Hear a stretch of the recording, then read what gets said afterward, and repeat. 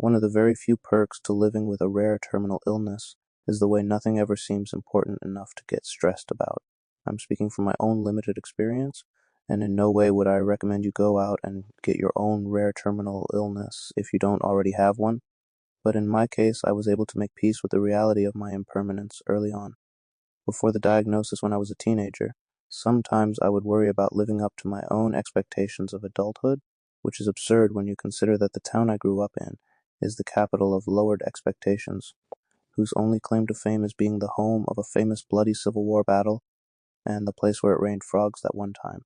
Don't ask, it's not as interesting as it sounds. I work at the 24-hour gas station near the woods at the edge of town, and as far as jobs go, it's not the best but not the worst either. Knowing that I won't be here too much longer dulls any ambition to climb the corporate ladder. Some days churn by without incident, moving the world one step closer to oblivion or whatever. Those are my favorites when I can pass an entire shift reading a book and minding my own business. I don't need to climb a mountain or visit the Grand Canyon to know what Zen feels like. Tranquility is a quiet, empty gas station at 4 o'clock in the morning. Of course, some days aren't as uneventful. I've experienced rude customers, drunkards, vicious raccoons that fall on the chaotic evil spectrum of the dandy alignment, a handful of armed robberies, and some other things that I can only describe as weird. I had one of the last type of days yesterday. We had been busier than normal in the weeks leading up to this.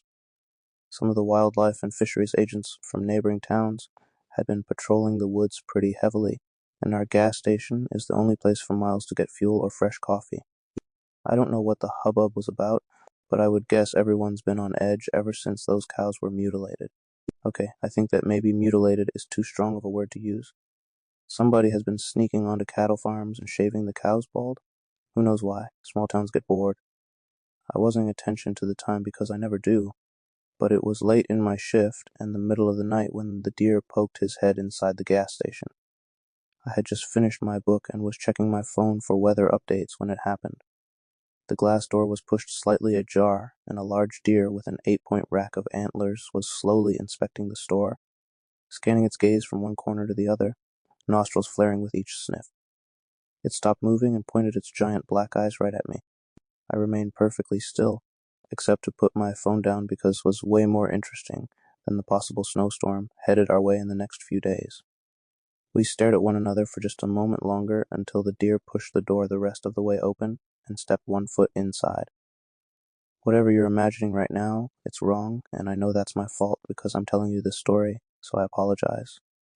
There were a few key details to this deer that I haven't mentioned yet. First, the deer's head was about 7 feet off the ground. And second, I could see through the glass of the front doors that this deer was standing upright. From antler tip to pelvis, the deer was just like any other ordinary white-tailed I had ever seen in the woods or the side of the interstate. Tan fur, long neck, confused expression. But at the legs he turned into something else. If kangarooish were a word, I would call his legs kangarooish. He stepped a kangarooish foot into the store and waited like he was making sure that the ground wasn't going to fall out from below him. When it didn't, he put the next foot forward. The door shut behind him, and the deer started walking down the gas station aisles, his antlers barely missing the fluorescent lights hanging from the ceiling by millimeters. I didn't think much of it at the time, but when I got to work earlier that night, the other workers said something interesting. I was taking over the safe from the only other full-time clerk, Jerry, who, according to what I heard from a reliable source, has been pretty salty ever since his cult went and had a mass suicide without inviting him. Before he left, he told me that the lag was getting worse, and maybe it was time we do something about it.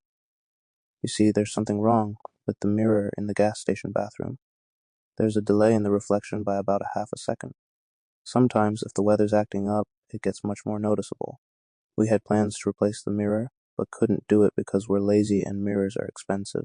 And besides, how important is it to see your exact reflection anyway? It's a gas station bathroom, not a salon. That wasn't the weird thing he told me. The weird thing was that a man had come by earlier wearing hunter's camo and left his number, telling Jerry that it was imperative that he contact him in case we see anything unusual. I had dismissed that as being too vague to have any meaning at all. What is unusual at that gas station? A solar eclipse? A bipedal deer? A completely normal day?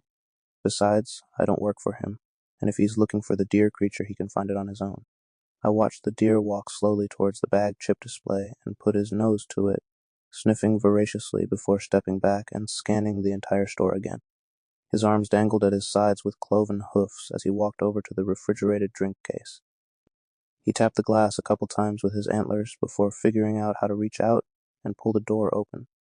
It was like watching a toddler figuring out a puzzle. Funny at first, but then just frustrating. I almost got up to help him before finally, mercifully, he got his hand toe, clove toe, foot finger around the handle and the door creaked open. I had to hold back my laughter as the deer fumbled at a bottle of water and somehow managed, barely, to pull it out of the case before sticking the top of it into his jaws and chewing at the cap until it ripped open. The deer leaned his head back with the bottle sticking out of his mouth and stared right at me as he guzzled the whole thing down in one continuous stream. Next, the buck sauntered over to the coffee machine and gave it a whiff. The smell apparently didn't gee-haw with his disposition as he reared back and shook his fiercely, probably for the best. Finally, the buck finished his rounds and walked up to me and stopped on the other end of the counter. From this close, I could smell the creature, and surprisingly, he smelled like grape soda. He tapped his hooves, fingers, hands, on the counter a couple of times, then looked back to where he had dropped the bottle of water, then back to me. "Okay," I said. He tapped the counter again, so I went ahead and punched in the code for a bottle of water at the register. "That's going to be 89 cents. The deer took a step back and looked down at himself, then started patting his body where his pockets would be, if he were wearing any pants. Then he looked up at me and blinked a few times. "You're putting me in an awkward spot here," I said. Right then, the creature started belting out a strange animalistic noise that I can only describe as a combination between donkey and dolphin. "I don't know what that means," I said over his noises. But then he just got louder and louder and threw his head back, emitting that weird call into the ceiling. "I don't know what you're saying," I said back. "I don't speak deer." The creature threw its head back down and barfed up a green wet clump onto the counter in front of me, and then it was silent. I looked at the clump. The deer looked at the clump. The deer looked at me, then back at the clump. Oh, I reached out and grabbed it by the corner. Sure enough, the deer had just coughed up a mucus-covered $1 bill. Okay. I wiped the slimminess off on a dish rag I keep near the register for spills, and then put the bill into the till with the rest of the money before fishing out 2 nickels and a penny, which I offered to the deer and which the deer promptly ate out of my hand.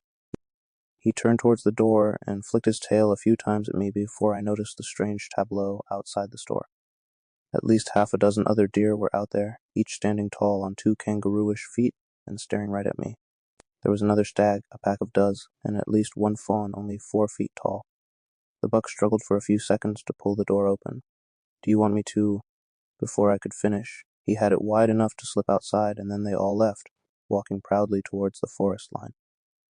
It wasn't until about 5 minutes later that it occurred to me I should have taken a picture or something. But without any proof, I guess it's just going to turn into one more weird story that nobody will ever believe. I dug through my backpack until I found a book I hadn't read yet and opened it to the first page. It was at least an hour before I had another customer come into the store.